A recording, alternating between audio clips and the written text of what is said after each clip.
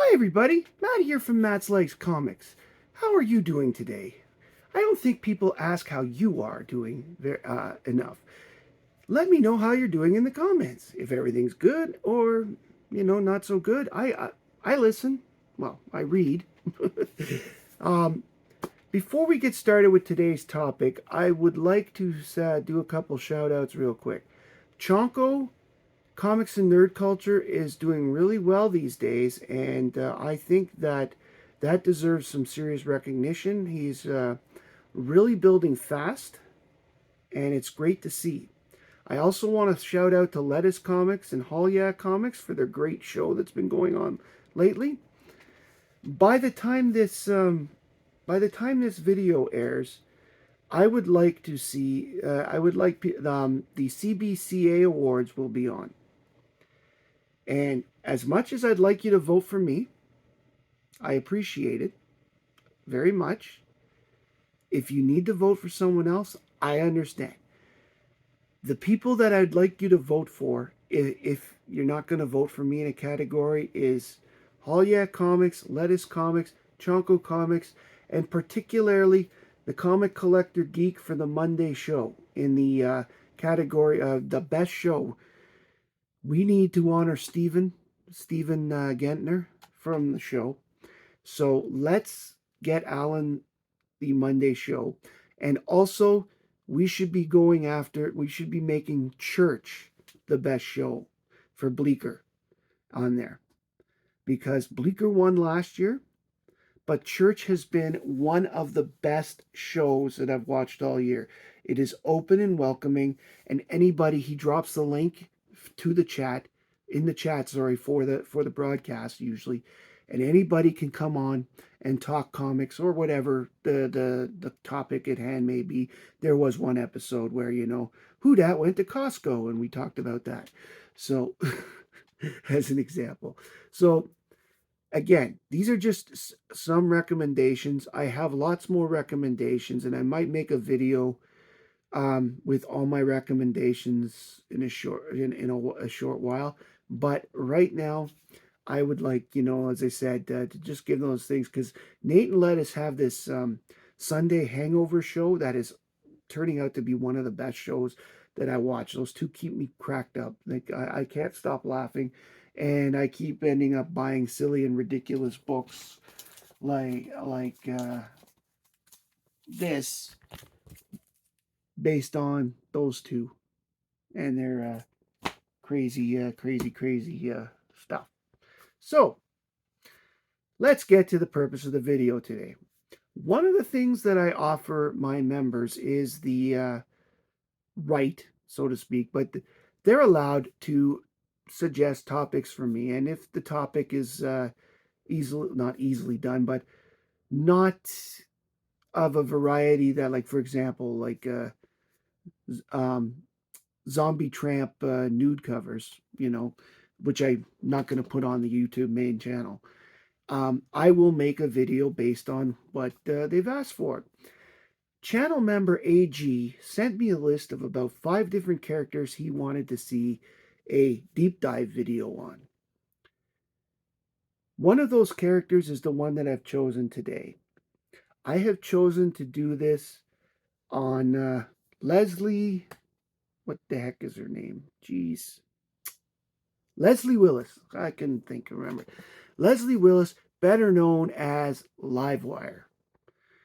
This is a fun villain to do a deep dive for.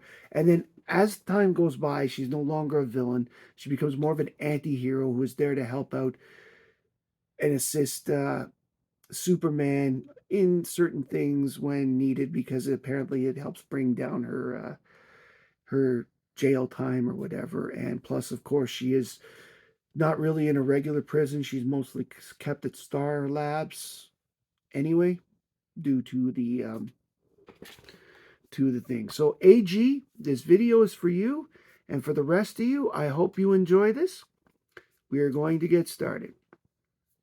Livewire is a villain appearing in many multimedia produced by DC Comics. Created originally for Superman the Animated Series, similar to Harley Quinn being created for Batman, series. She made her debut in March 1977's Superman Adventures 5. That is her first comic appearance. Her first appearance in comic continuity, where she became part of the thing, similar to what Harley Quinn did, was Action Comics 835 in March of 2006. Gail Simone and John Byrne brought her into the main universe. The character has been in several media other than comics. She was in the Superman Adventures cartoon, as I said, and she was also live action in Smallville and Supergirl. She ended up being a Supergirl villain for the most part, but the character died on the TV show as a hero. The character's real name is Leslie Willis, who was a popular and controversial shock jock radio personality. After being struck by lightning while on stage at a rock show, she gets turned into an electromagnetic metahuman. Her powers is that she's a being of pure energy, able to absorb vast quantities of energy from other sources. She can manipulate electricity and generate lightning bolts, with the strength varying by her decision of what she wants to do at the time. But her bolts can be strong enough to damage and knock out Superman. She can transform herself into living electricity and travel through electric currents and control electronic devices. Her primary weakness is water, which makes her power go completely haywire. Depending on the quantity of water, it may even knock her power out completely. She needs to be fully drenched in order to be fully depowered, though. And it does take her a little time to recover that powers. Sulfur powder can also render her powerless, as silicone powder can, because silicone has a large electrical resistance. Once deprived of power, she turns solid again, and she can't use her abilities until she's absorbed enough energy in order to activate them again. I am going to show you a bunch of books now that I have pulled with Livewire in them, and with notes with what Livewire does in the book. Some of them, she's barely in it. Others, she's the main villain focus, and I will point that out as we go. So I begin with this book, Superman Adventures 5. This is her true first appearance, similar to how Batman Adventures 12 was Harley's first appearance. This is the cartoon version, and she's the main villain of the book. Basically, in this book, she's trying to take over so that women are in charge of the media and such. And basically, she manages to manipulate TV signals to the point that whenever a man is broadcasting, it comes across as static. And she's eventually defeated.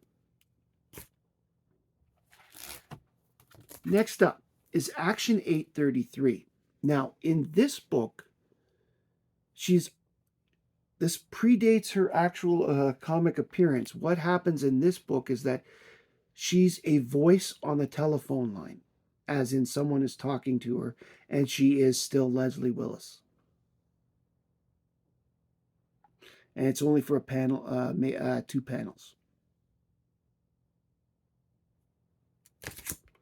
Next up is Action Comics 835, her first appearance and first cover appearance as a first regular comic appearance, as I'm saying. Leslie Willis is the youngest shock jock ever in Metropolis history.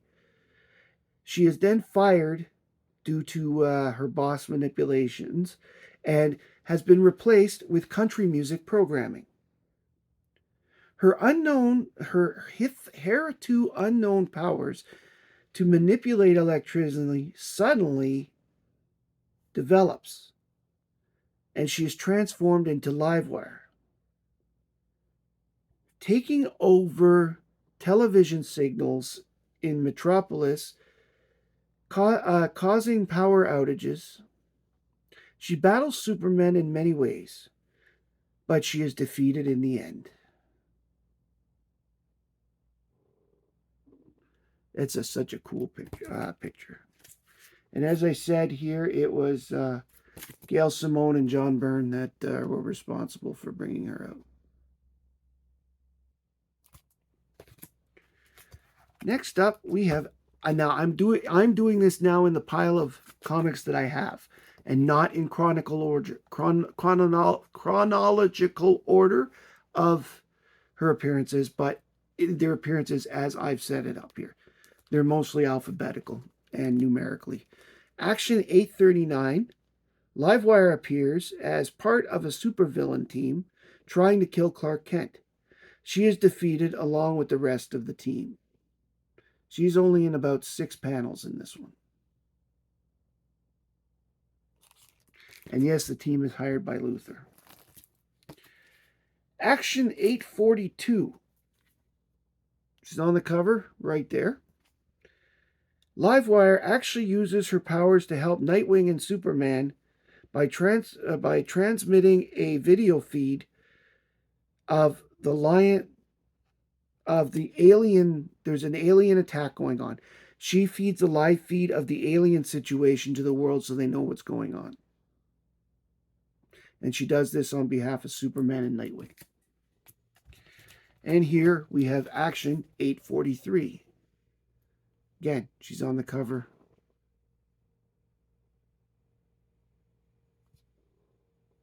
Right here. Isn't she awesome? And, Livewire continues to use her powers to help Superman broadcast across the world. That's her role and function in this duo, this 2-issue story. And they used her very well. And as I said, this is as time went on, she became more and more of an anti-hero, helpful than a villain. But she still has her moments. Next up, this is Blue Beetle 15. Now, she's not on the cover. Livewire is being used as a guinea pig, trying to determine what her power levels are. When Jaime appears, she escapes, and later, Blue Beetle and her fight on a rooftop where she manages to absorb his energy. And then, for some strange reason, Beetle's scarab manages to return the energy back, and she's starting to get drained. Superman arrives in the nick of time before she's completely drained, ends the fight, and returns Leslie to Star, where she does go willingly.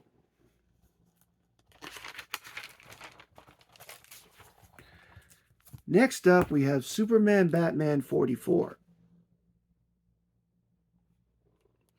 While filming a superhero movie and with the proceeds going to charity, Livewire shows up to try and ransom Batman for half his paycheck. Livewire manages to knock Superman out with kryptonite, but then Batman manages to defeat her by dousing her with water.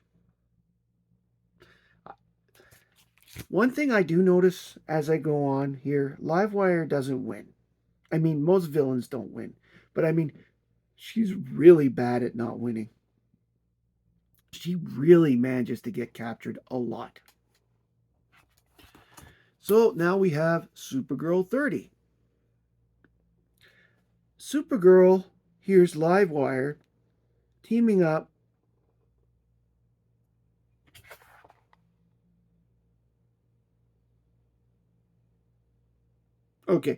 She hears her teaming up, getting ready for a confrontation with Superman. And Livewire is unhappy when it's Supergirl that shows up. It takes her almost no time to defeat them, and especially Livewire, because as soon as she saw Livewire was there, she picked up a fire hose and knocked her down. And then punches her. Because she makes the comment, "Is this where you punch me now?" And yes.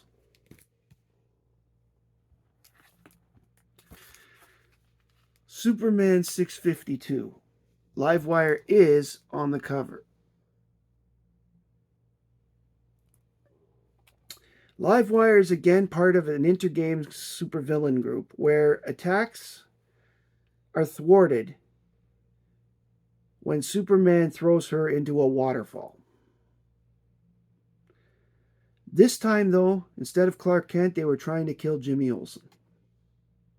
See what I mean? It takes nothing. As Superman gets in this book, he literally grabs her early in the fight, throws her in a waterfall, neutralizes one, and then beats the rest of them. She, unfortunately, I don't think she's much on the strategy.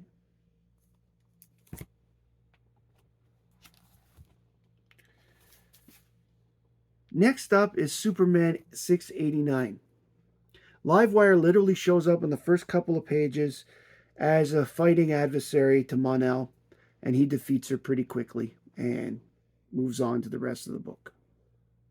Now, if you're a Mon-El fan, this is a huge book to read, because if you'll remember, during this time period, Mon-El got taken out of the Phantom Zone for a bit and had a bit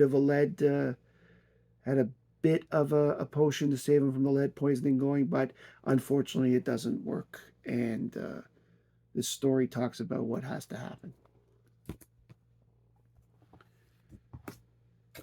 Next up is Superman 711. Livewire is on the cover. Livewire has trapped hostages in an electric field while visiting Las Vegas. Superman is confused as to why she's back to villainy. Livewire attacks Superman and manages to escape during the fight by jumping on the power grid. Jimmy Olsen calls Star to see how to stop her, because at the moment her powers are being erratic and she's actually stronger than she used to be, and water isn't going to knock her out. Jimmy is told that she needs to be placed in a containment suit. Superman then rushes to the Fortress of Solitude and retrieves the containment suit he wore when he was Blue Superman. And he has it modified for Livewire. Jimmy manages to depower her just enough to get Superman to put her on the suit, and she's actually happy about it.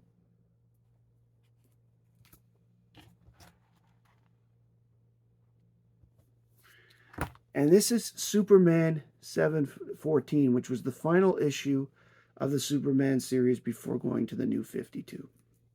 That reminds me, every single book I have is pre-New 52.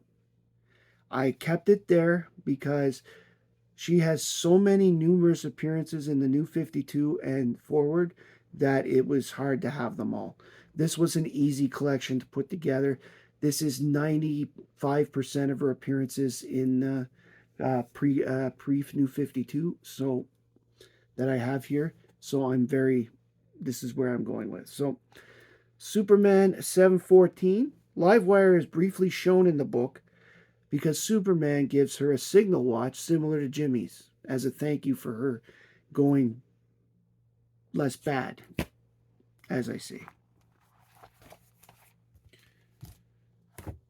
Next up, we have Justice Society of America 41. Livewire is only shown in one panel fighting Tomcat, who is the son of Wildcat, as part of this villain team. You don't see her again either in the Justice League issue that follows next. So I don't know why they put her there. I think they put her there just to use her. As I said, some of these appearances make no sense, but they're appearances nonetheless. Next up, we have Flash 237. Livewire appears here attacking Jay and Iris West. Wally West as Flash goes to help them and calls on Superman to help, and all together the four of them manage to distract Livewire long enough for her to be defeated. This is a situation where she's literally at the top of the Daily Planet building looking to have some fun. She's not really doing anything evil per se, but she's out to create some havoc, and I think it's that shock jock personality that she had. Another hero that she is shown to have become a nemesis to is this one, Stephanie Brown as Batgirl. This is Batgirl 4. And Batgirl finds out the Livewire is responsible for a power outage in Gotham City, and beats her when Leslie uses all her power to shock her. But it turns out Batgirl is wearing a suit that is insulated to her powers. And then, boom, and that was done. In a repeat of the joke with Supergirl, this is Livewire says, "Oh, you're going to hit me now," and she goes, "Yep," bang, and it goes down. And Livewire is then arrested and put back in custody. As I said, her custody doesn't seem to be jail as much as it is stuck at Star Labs behind a container that can keep her there, and also a a way to be have her powers studied and all that stuff. And for the most part, she seems okay with it. But every so often, she's got to get away and escape. Which brings us to Batgirl 24. This is the most unusual book of them all because she's literally only here for a cover appearance. And her cover appearance is this tiny, tiny little space right there. It's just her head. She's not in the book. This was the last issue of this Batgirl series, by the way, because this was just before the new 52 kicked. And it's more a book about Batgirl remembering things because she's been given, that Black Lotus flower there that affected Superman in the Alan Moore story by Mongol. She's basically got that stuff in her system, and she has the hallucinations. But you don't see Livewire in any of them, so I'm surprised they put her on the cover, but she's there.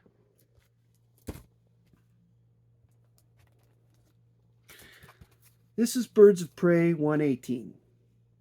In a Fight Club style ring, unfortunately where the fighters have been captured and are being forced to do so, Livewire briefly appears in a fight and losing to the character of Misfit, who becomes champion at the time. Misfit and this character, Black Alice, are the big stars of the book. Livewire, again, was just a combatant. And I have to believe, knowing Livewire's personality, that she was there because she wanted to be. We've got 2 left. This is Teen Titans 51, where Livewire is involved in a huge team battle as a member of the Control Stars. Now, what's happened is she's been taken over. Starro is attacking, and she's been taken over by a Starro star. So she's actually with Rampage, and they're fighting together on their own, and they're fighting the combination of Ravager, the daughter of Deathstroke, and the Red Devil, I believe his name is. And this is the next part of the book. Now, this storyline goes on for 6 parts, but Livewire is only in 2 of them, so I've only got the 2. This is Teen Titans 52. Livewire is not on the cover of either of them. As the fights continue, Livewire and Rampage fight back even when they lose their Starros. They lose their Starros, they still keep fighting. And then they realize what's going on with the fight, and they decide to end the fight when they realize they're no longer being controlled by the Starro creatures. So, this concludes my sort of in-depth look, I guess you call it in-depth look at Livewire that was requested by AG. AG, I hope you liked this video. Please comment or send me a message that you've seen it. This is a reminder to members that you are allowed to suggest topics to me, and if it's a reasonable topic I can get done, I will take the time. I had to actually order 6 books to finish this, to do this, and I'm willing to do so because I collect everything deep down. Plus, Livewire being a Superman slash Supergirl villain, I've already had most of her appearances. So, if you like this video, please like, comment, and subscribe below. Please look at the channels that I mentioned before earlier. I'm going to put there'll be links in the description of the people mentioned in the video to go check out their channels. But as I said, just vote for the CBCA. I would appreciate if you vote for me. I wouldn't mind winning most informative videos for my tier of 500 to 1,000. Thank you very much for joining me today. As I said, please like, comment, subscribe below. Tell me what you think. Tell me if you don't like Livewire.